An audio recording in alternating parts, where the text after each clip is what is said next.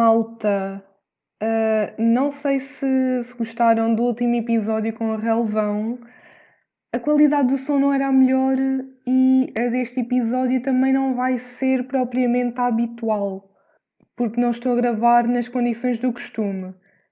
E depois ainda há outra coisa, é que vamos estar hoje a discutir aqui perguntas que eu já fiz há imenso tempo. Portanto, tipo, nem eu me lembro bem do que é que foi para aqui dito. Mas vamos falar um bocadinho da universidade. Se este episódio já devia ter sido lançado há mais tempo, porque entretanto as candidaturas já acabaram e não sei o quê, bem, nem por isso, sabem? Porque o que é que acontece? Eu também estou a gravar isto muito antes.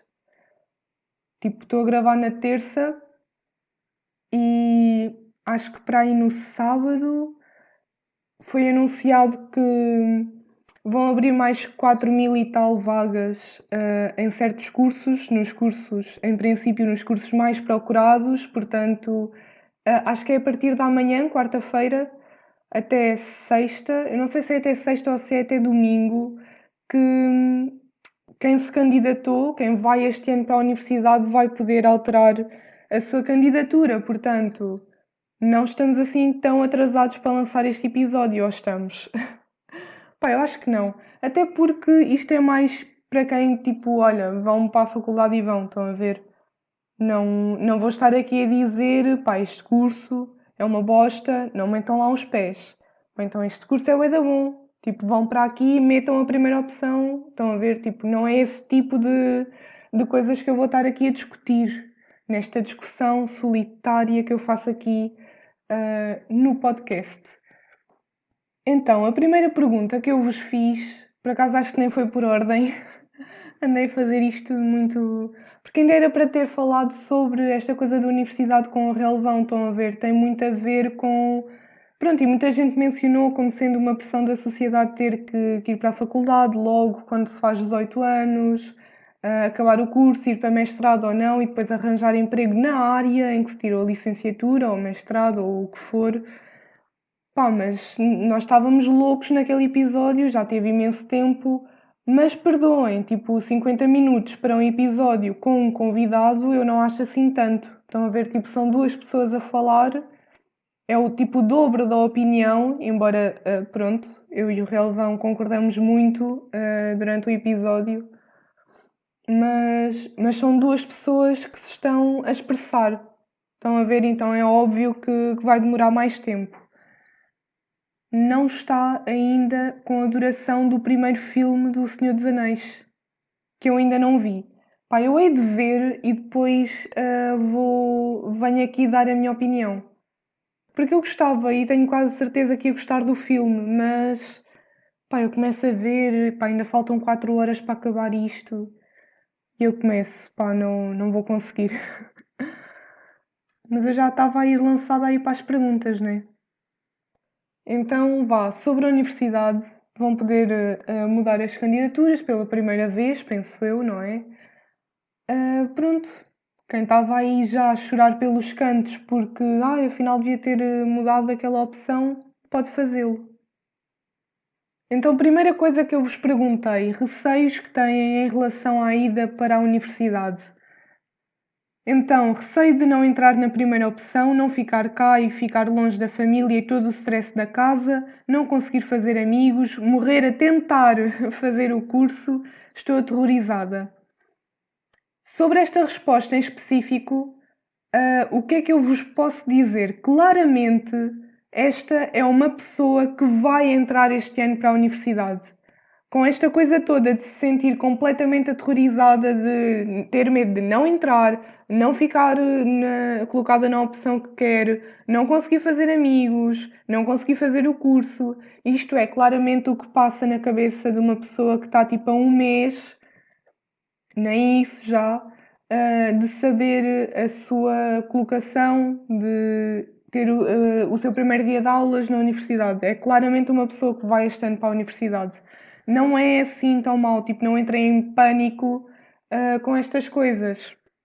É normal, eu também tive estes receios, aposto que imensa gente teve estes receios todos quando passou por isso, mas pá, as coisas são muito mais fáceis, estão a ver? Não vão com. Principalmente aquela coisa de não conseguir fazer o curso ou não conseguir fazer amigos, quanto mais vocês forem com esse pensamento, depois mais difícil vai mesmo ser.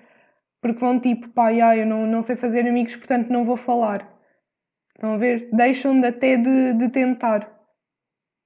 Portanto, pá, não se estressem assim tanto, isto não é assim tão fim do mundo como as pessoas têm tendência a pensar que é. Depois, tive medo de não estar a escolher o curso certo e de não me identificar com ninguém. Pronto, lá está. Eu acho que as maiores preocupações são a escolha do curso, ou entrar no curso que se quer, e de fazer amigos, encontrar pessoas com quem nos identifiquemos. Mas eu acho que os cursos em que entra menos gente por ano devem ser cursos em que entram tipo 60 pessoas por ano. São tipo vocês mais 59 pessoas. Opa, no meio de 59 pessoas vocês hão de arranjar alguém minimamente parecido convosco ou com quem vocês estão a identificar e gostar de estar e que vos vai ajudar e pronto. Porque todas as pessoas estão ali na mesma situação, estão a ver? Vocês estão com medo do curso e de fazer amigos e os outros também estão. Ou seja, fazer amigos é um dos receios mais comuns e é dos que eu vejo a ser mais facilmente ultrapassados. Mais medo de não ter amigos, de não gostar do curso e faz-me intensificar o medo do futuro. E eu compreendo isto bem, de intensificar o medo do futuro. Porquê? Porque são as tais pressões da sociedade. Estão a ver, tipo, ah, voltar atrás porque não gostaste do curso ou porque não entraste naquilo que tu querias, mas pensaste, também é uma opção. E depois tiveste mesmo no curso e ficaste, não é uma opção, vou ter que voltar atrás porque odiei. É muito aquela coisa de nos meterem medo de entrarmos um ano atrás em relação aos outros no mercado de trabalho ou no curso, porque depois entram, consequentemente, um ano depois, pelo menos, no mercado de trabalho. Portanto, eu percebo perfeitamente o porquê de o medo de não gostar do curso, depois intensifica o medo do futuro.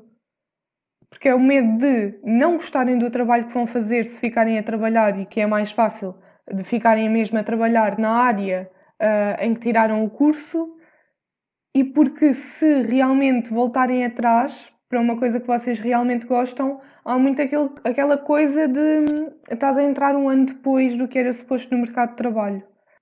Depois uma resposta longa diz, nem sei bem, porque estava um bocado à toa. A minha maior preocupação era a praxe. Para isso estava completamente em pânico porque já estava à espera de não gostar. Em relação a amigos, eu já estava à espera de não fazer muitos, mas sabia que ia acabar por conhecer pelo menos uma ou duas pessoas com quem me identificasse. Eu estava à espera de não gostar da praxe e não gostei. Em relação a amigos, fiz mais do que estava à espera e eu gosto muito do nosso grupinho, portanto correu bem. Pronto, esta pessoa está aqui a dizer que gosto muito do nosso grupinho porque é do meu grupo de amigos da faculdade.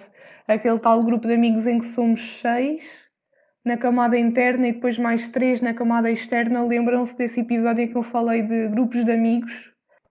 Mas sim, eu considero que nós temos um grupo bastante avantajado, vá. Tipo, 6 pessoas naquele núcleo que anda mesmo junto para todo o lado. Acho que é um bom grupo, estão a ver? Em relação à praxe, eu estava à espera de ter muito mais pessoas que referissem a praxe aqui. Mas o que eu vos tenho mesmo a dizer é, a praxe não é igual em todo o lado.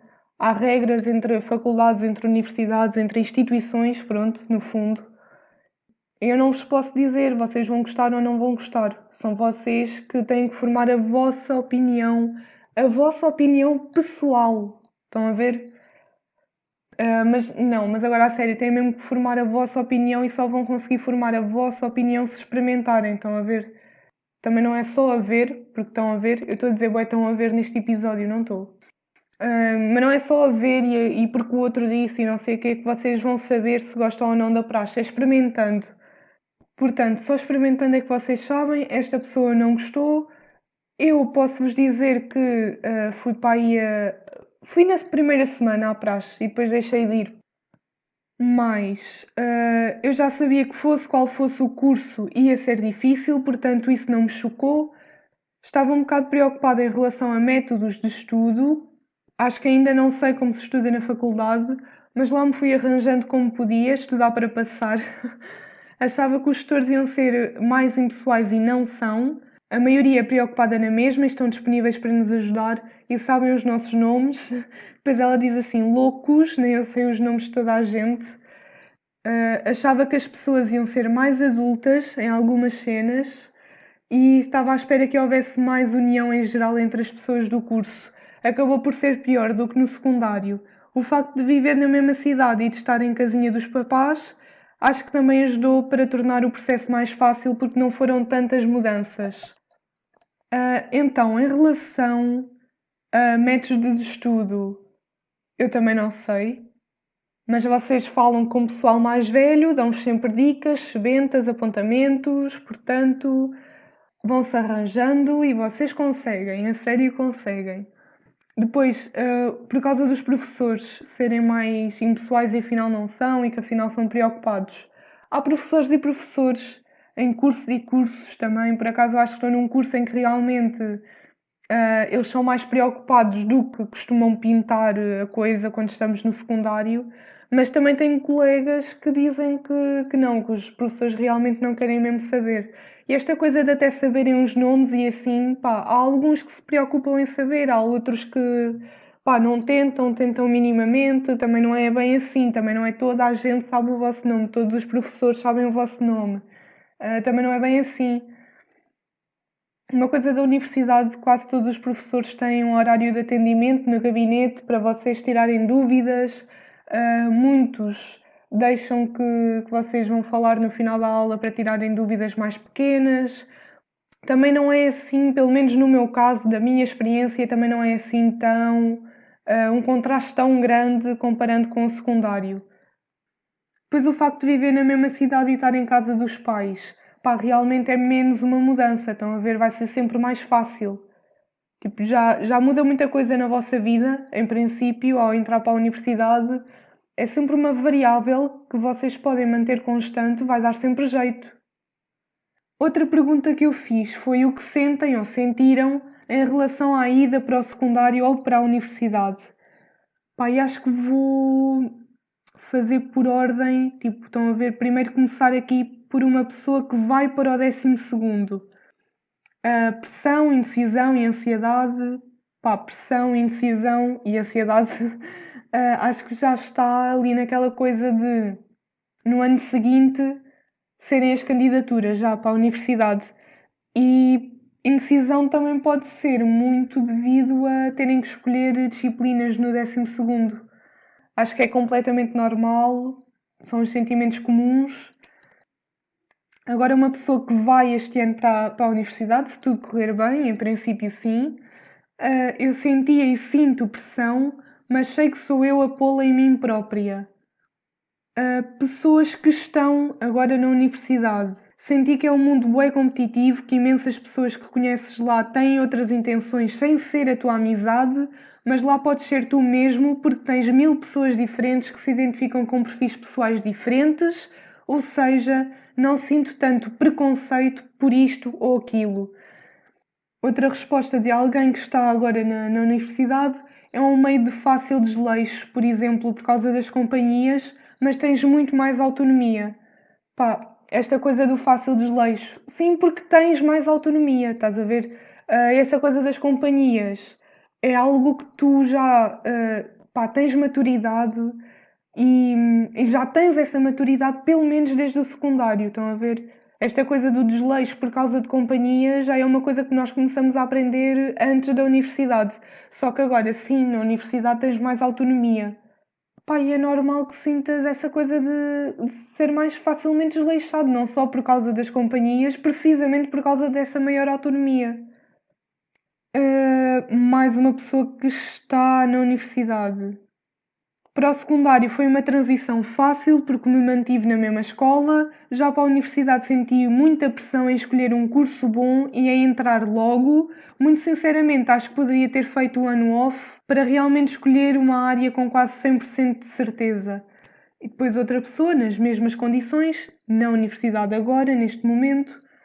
Para o secundário foi tranquilo, porque já estava à espera e é um bocado uma coisa obrigatória, que não é obrigatória, mas no fundo é, e eu até gostei da experiência. Para a faculdade foi diferente, era uma coisa que eu nem sabia se queria ou se precisava, e acho que também não ajudou o facto de andar super perdida em relação ao curso que queria seguir, ou o facto de não haver nenhum que eu dissesse é exatamente isto que eu quero, e até hoje ainda não tenho bem a certeza.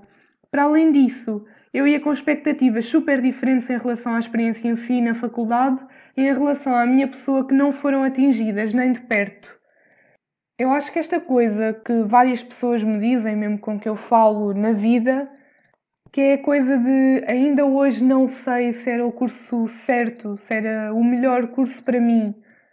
O que eu vos tenho a dizer, malta que se vai candidatar para a universidade, vocês tipo, vão estar num curso, em princípio, se é aquilo que querem e que vão constatar que é realmente aquilo que queriam, vão estar num curso que, de maneira geral, vocês gostam, mas vai sempre haver defeitos que vocês vão conseguir apontar. Ou uma cadeira que não é bem aquilo que vocês querem ou que gostam, ou um professor mais chatinho que vocês não gostam tanto, ou uma parte da matéria daquela cadeira que vocês não gostam tanto. Vai sempre haver, sabem? Daquilo que eu falo com pessoas, tipo, nunca ninguém me disse, o curso era 100% aquilo que eu queria. Vocês vão sempre conseguir encontrar algum defeito. Sobre aquela coisa de a entrada da universidade, eu não sabia se era uma coisa que eu queria ou que precisava. É um bocado aquela coisa do episódio anterior com o relevão que nós falámos. Há muito aquela coisa de tens 18 anos, acabaste o secundário e é ir para a universidade, não é? Eu acho que aos olhos da sociedade isso é uma coisa que precisas.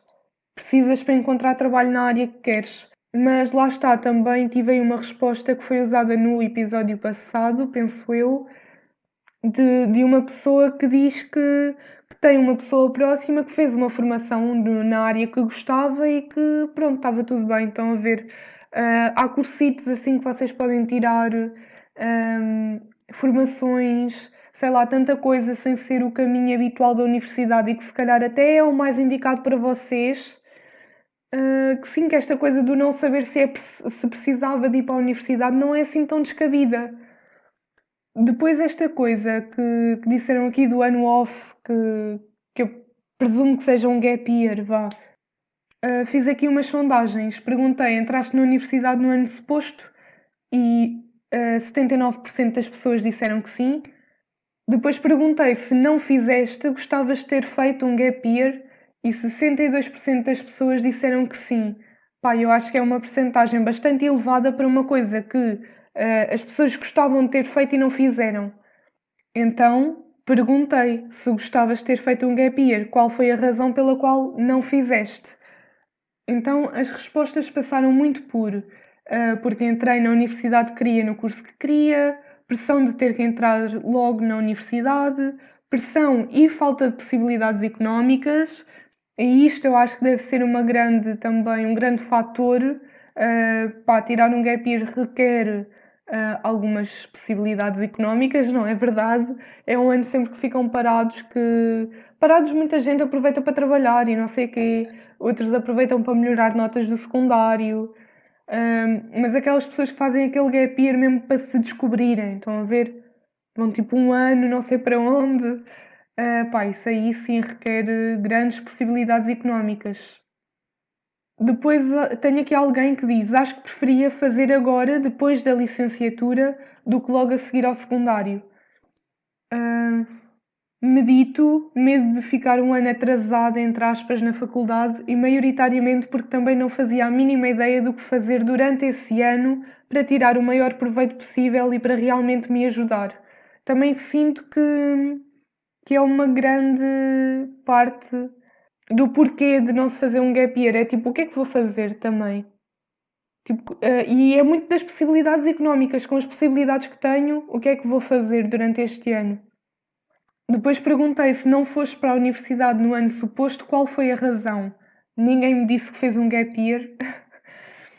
Toda a gente me diz melhorar as notas de acesso para entrar no curso que queria e onde queria. Ah, Pronto, é tudo muito sobre melhorar as notas, repetir exames. Depois há aqui uma pessoa que diz, tipo, em letras maiúsculas só, matemática. Por acaso sinto que é uma grande dor de cabeça de pessoas que ficam a fazer matemática e FEQ. Depois passei aqui para outro tema, mas um bocado ligado para mim, que é como foi a quarentena. Fiz uma sondagem, perguntei se tinha sido na boa ou horrível e ganhou na boa, com 53%. Mesmo assim, a percentagem de pessoas que disse que foi na boa também não foi assim tão alta. Estão a ver 53%. Depois houve alguém que respondeu a dizer que foi difícil de habituar, mas pronto. Depois então perguntei em relação a exames online, se morreram ou se fez bem, e 70% respondeu morri. Então, para concluir aqui este ponto, aspectos negativos da quarentena: falta da família e dos amigos, dos abraços e beijos, saudades de familiares e amigos, ter de aprender a lidar com a impotência perante a situação e perante o facto de a liberdade nos ter sido retirada, demasiado tempo em casa a ouvir os pais a queixarem-se, saudades das pessoas e de ir a sítios diferentes, não poder ver Friends. Agora, tipo, esta pessoa estava a falar da série, tipo, foi proibido ver Friends durante a quarentena. Ahm, Nem família mais distante, nem a ver queima, nem serenata. Pá, gosto do facto de estar toda a gente, tipo, saudades dos amigos e da família, e depois esta pessoa, tipo, não houve queima nem serenata. Mas compreendo, claro. Quase tudo, mas principalmente ver sempre as mesmas paredes o dia todo e não ter nada de diferente na rotina, para além das milhentas coisas da universidade para fazer. E também estar o sem treinar. Comecei nos primeiros dias, depois comecei a não conseguir criar bem uma rotina para isso, então acabei por cagar um bocado. Não poder estar com os amigos, não poder fazer as cenitas. Pá, cenitas parece sanitas. Portanto, as cenas que gostamos: gym, dar treinos, passear, demasiado tempo ao computador nas aulitas e a estudar, ter o triplo do trabalho. E agora, para contrastar aqui e para balançar as coisas, aspectos positivos da quarentena: o tempo que passei comigo, que me fez abrir os olhos acerca de muita coisa, aprendi a gostar mais da minha própria companhia, consegui focar-me em algumas atividades que já não fazia há muito tempo, porque passei a ter muito mais tempo livre para dispor para elas. Ahm, Pá, já disse aqui várias vezes, o há, quando se refere a tempo, há muito tempo, há X meses, há X anos, há X semanas, é com H. Mais tempo para estudar as aulas com calma. O quê? Pá, esta discordo totalmente. É que calma foi uma coisa que não houve na quarentena, principalmente em relação às coisas para estudar. Mas ok, pronto, são opiniões, temos que respeitar as opiniões dos outros. Respeito, mas não concordo. Pá, comigo não foi assim, foi totalmente o contrário. Isto para mim era um aspecto negativo da quarentena. Tivemos mais tempo para nós próprios e para a família. Fiquei mais focada no estudo e nas aulas, e assim também tive mais tempo para ver séries, sem ser Friends, claramente, porque foi proibido durante a quarentena.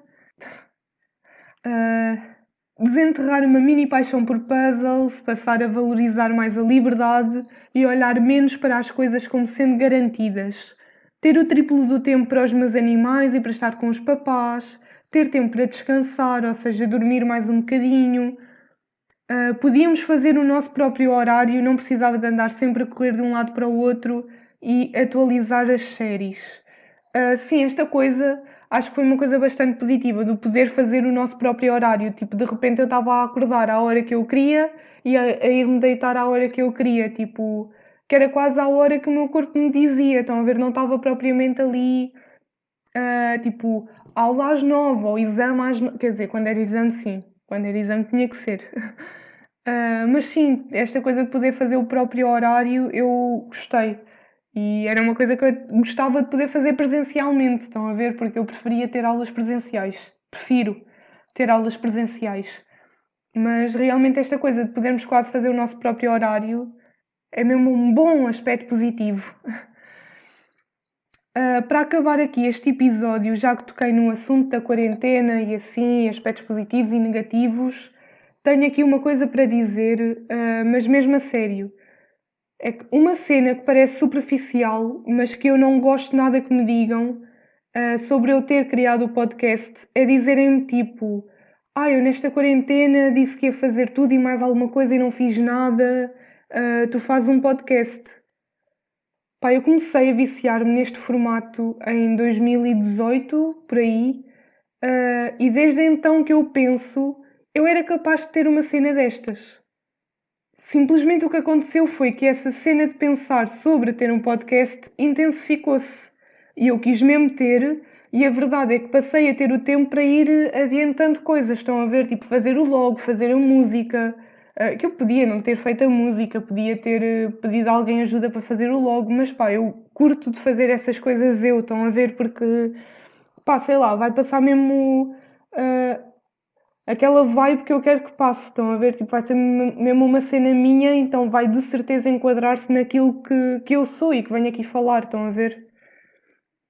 Se bem que eu já falei disto com amigos que sei que ouvem o podcast e que me vão dando feedback, eu adoro que façam isso, podem continuar a fazer, mesmo que não sejam meus amigos, pá, mandem, estão à vontade. Mas eu quando criei, pá, e acho que os meus amigos realmente notam mais isto porque era uma coisa que eu dizia no final do pod da cast, do podcast que eu tive para os amigos chegados, que era eu não quero fazer nada assim muito sério, quero uma cena tipo pensar sobre coisas que as pessoas não pensam normalmente porque também não são assuntos que normalmente se debatam. Vir aqui falar, sei lá, de 2020 ter dado com o focinho no meio do muro. Mas o que aconteceu foi que também me comecei a perceber que estas coisas mais sérias sobre a arte, sobre a felicidade, sobre a universidade nem tanto, há imensa gente que faz este tipo de conteúdos de falar sobre a sua experiência, partilhar receios e tudo mais, mas sobre a arte e sobre a felicidade e até mesmo um episódio com o Relvão sobre a pressão da sociedade, o modernismo, o pós-modernismo. Acho que há pouca gente a pensar sobre isto tão profundamente da maneira que deveria ser neste tipo de coisas. Então, sei lá, senti que também devia trazer este tipo de temas para aqui. O problema é que, pá, sei lá, para definir o meu público, tipo, vocês estão aqui para me ouvir falar de temas mais superficiais e coisas que se calhar vocês não pensavam porque não são temas sobre os quais costumam pensar, não é? Ou estão aqui para ouvir estes debates de assuntos mais sérios. Pá, não sei, tive um amigo meu que me conhece num contexto muito mais de estupidez, deu a ser só brincalhona, e ele mandou-me mensagem a dizer, pá, tem bué piada, a mensagem começava assim, tem bué piada, eu já pensava, pronto, vai falar de uma das coisas estúpidas que eu disse para lá. E não era, a mensagem era, tem bué piada ouvir-te a falar das coisas sérias, porque eu não conhecia esse teu lado. Pá, mas não sei até que ponto é que quem é que está aqui pelo lado divertido, digamos assim, e quem é que está aqui pelo lado mais sério. Mas pronto, é isso. Nem sei como é que vim parar aqui, não era nada disto que eu queria dizer. O que eu queria mesmo dizer é: não se comparem a mim a pensar que eu fiz mesmo uma cena que disse que ia fazer na quarentena, porque eu deixei muitas, mas mesmo muitas coisas que disse que ia fazer e não fiz. Pá, e no fundo esta cena de criar um podcast eu já digo a mim mesma e até já tinha mencionado a alguns amigos, pá, há algum tempo, estão a ver? Isto é mais um projeto que eu finalmente, pá, tive tempo e, pá, apeteceu-me começar mesmo a fazer a sério. Portanto, vamos acabar assim. Não sei o que é que acharam do episódio com o Relvão, espero que tenham gostado. Estou a pensar trazer mais amiguitos. Agora, isto com o Relvão, até foi ele que me estávamos a falar e ele, no meio da conversa, disse-me: Olha, já que estavas a fazer aqueles episódios sobre arte que eu fiz, foi nessa altura, ele disse-me: Olha, já que falaste sobre arte no podcast, o que é que achas sobre falar sobre modernismo e pós-modernismo? E eu, na altura, fiquei tipo: Ok, pode ser interessante, mas o que é isso? Depois ele é que me teve lá a explicar, mais ou menos, e até me disse: se quiseres gravo contigo, blá blá blá. Portanto, pá, candidatem-se para gravar comigo, tragam aí temas, podem sugerir temas e não quererem vir gravar, pá, estão à vontade neste tipo de coisas. Agora, em relação ao episódio do Relvão, a qualidade é mesmo peculiar, porque foi gravado ao ar livre, acho que se nota, porque de vez em quando há lá um ventinho. O que é que eu aconselho? Pá, vão-me mandar uma caminhada ou uma corrida ou ouvir o episódio. A sério, estou mesmo a falar a sério. Vão mandar uma corrida a ouvir o episódio e tipo vai parecer que é o vento que está à vossa volta. E ficamos assim, não tenham medo de ir para a universidade. A maioria destes receios são receios que são muitas vezes, a maioria das vezes, ultrapassados, portanto, nada temam e vai tudo correr bem. Portanto, pá, tchauzito.